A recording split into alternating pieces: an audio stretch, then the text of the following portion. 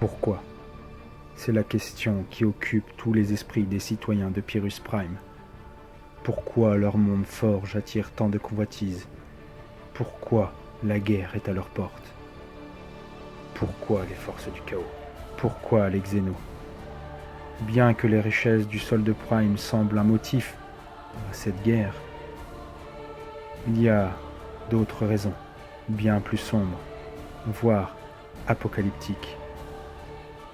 Durant la Grande Croisade, Pyrrhus se nommait Phtilat, un monde exodite luxuriant. La race à Eldari y avait bâti un paradis préservé dans ce segmentum éloigné. Mais ce bonheur fut balayé par les flammes de la guerre. La 22e flotte d'expédition de la Grande Croisade de l'Empereur croisa la route de ce paradis Eldar.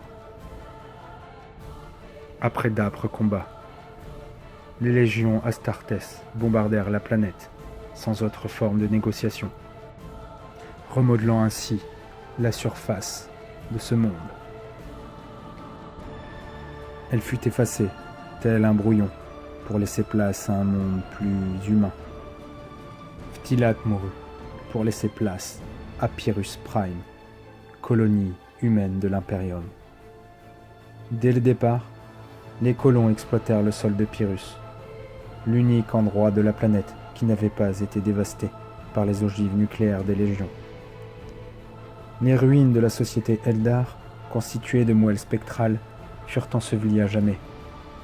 Certaines furent pulvérisées, se mêlant au sol riche et donnant dès lors les cristaux galiciens. C'est bien plus tard, au 41e millénaire, que les habitants de Pyrrhus retrouvèrent les bribes de ce passé Eldar, sans se douter qu'ils travaillaient les restes d'un monde mort. Les mineurs, dans leur quête de cristaux, creusaient toujours plus profondément. Mais un jour, ils creusèrent trop profondément. Un groupe de mineurs fut piégé dans une chambre souterraine étrange, décorée de runes. Complètement enfermés et aux abois, ils prièrent l'empereur de les libérer. Mais ces prières ne furent pas entendues. Des jours plus tard, un mineur nommé Zomoch implora la clémence de qui voulait bien écouter ses prières. Nurgle répondit à cet appel. Bénéficiant de la résonance psychique puissante dans ses sous-sols, il baigna chacun de ces malheureux de sa bénédiction pourrie.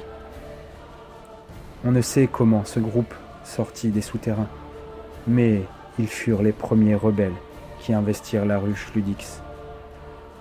Petit à petit, ils menèrent une guérilla dans la sous-ruche, devenant les instruments du dieu des maladies. Puis vinrent leurs sombres alliés, tels des anges déchus, portés par un flot de corruption. Les hérétiques de la Deathguard avaient posé le pied sur Prime, perçant la dalle des hautes spires de la ruche Ludix.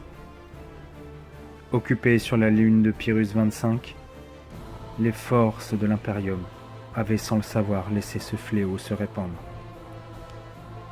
Les prophètes Eldar, quant à eux, ressentirent cette fissure dans la réalité. Les runes des prophètes parlèrent. Elles parlèrent lorsque Nurgle ouvrit le passage, et les runes montraient la guerre, mais aussi la vengeance. Une bande d'orques, aveuglée par une promesse de richesse, rejoignit également le conflit. Elle cachait cependant des objectifs bien plus sombres. Reste à savoir quel est le réel objectif des hérétiques et de leur suite de renégats.